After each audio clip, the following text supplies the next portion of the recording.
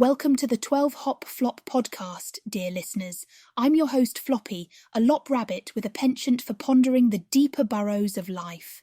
Today, let's hop into the art of forgiveness, a topic that's as vital to us bunnies as it is for you humans. Forgiveness. It's not just a noble act, it's a crucial one, something that helps us clear the underbrush from our emotional landscapes. Have you ever noticed how holding on to resentment is like carrying a heavy carrot in your mouth day after day? Eventually, it saps the strength you'd rather use for hopping about in the fields of life. Now, learning to forgive others is a bit like navigating a new warren. Tricky at first, but the more you do it, the more intuitively you find your way through.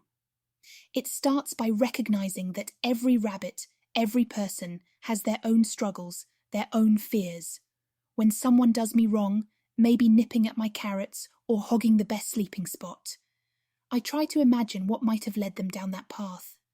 It's not about excusing what they've done, but understanding it, accepting that they too are imperfect. Even though I'm a rabbit, I still grasp the complex dance of relationships, like the one I share with 8-Bit. We've had our share of toes being stepped on. I remember once, 8-Bit chewed up a rather treasured piece of cardboard. It was my favourite, and oh, how my whiskers twitched in annoyance. But as time hopped along, I forgave her, because I know the joy cardboard brings to her heart, and well, there's always more cardboard. That's the thing, isn't it? We must learn the grace of letting go, of understanding that material things come and go, but bonds of companionship are precious. However, the most daunting aspect of forgiveness, forgiving oneself, is like cleaning one's own fur. It's a solitary task, one that requires patience and attention.